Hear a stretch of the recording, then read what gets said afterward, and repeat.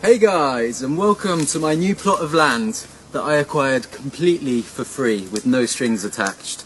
In this video I'm going to show you how you can do exactly the same. So the first step's the hardest. You need to find a plot of land that is unregistered and unowned. How do you do that?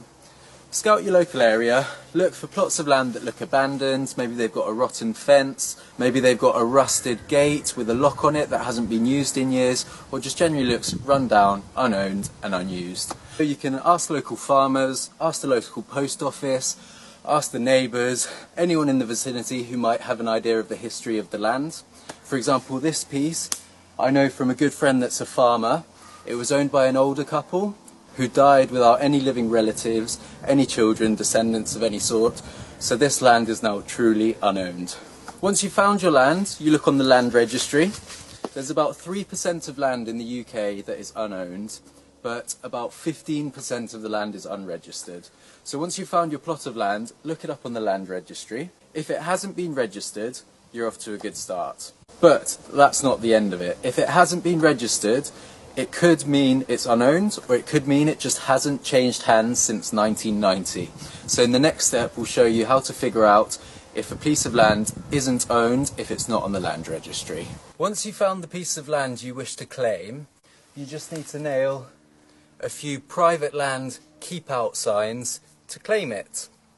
Now, I know for sure this land is unowned, so I'm not going to put a telephone number down.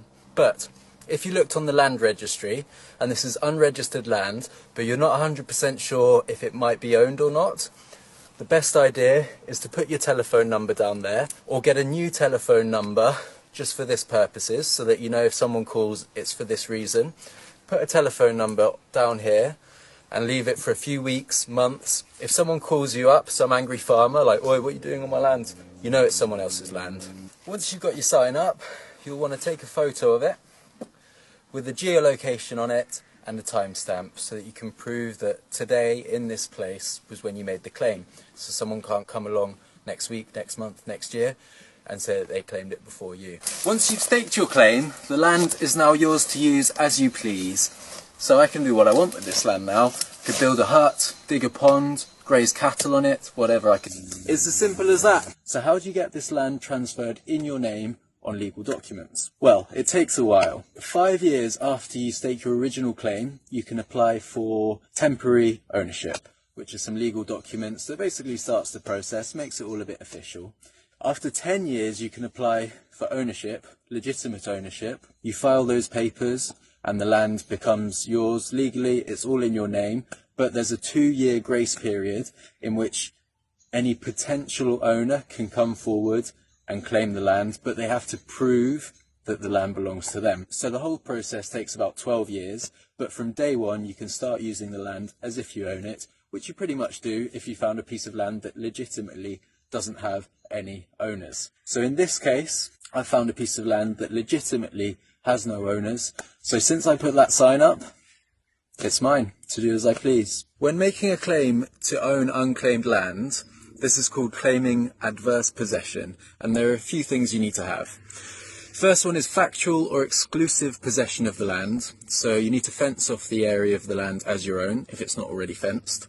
You need to have an intention to possess the land, so you need to use the land for something, whether it's grazing cattle, whether it's building a hut on it, digging a pond. You need to use the land, not just leave it to rot. And you also must possess the land without consent. So if you acquire some land by asking someone else's permission, you're essentially acknowledging that they own the land, which would obviously put into dispute any claim of yours on the land. A few tips to help you secure possession. Make sure you keep records of works carried out. Make sure you keep all invoices for materials used. Take regular images with dates on, geolocation.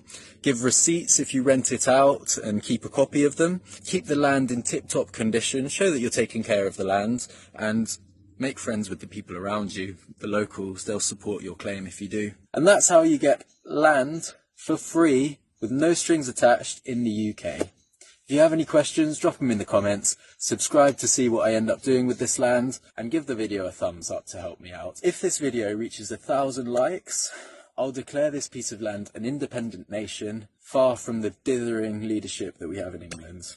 Thanks for watching. I'll see you next time. Peace.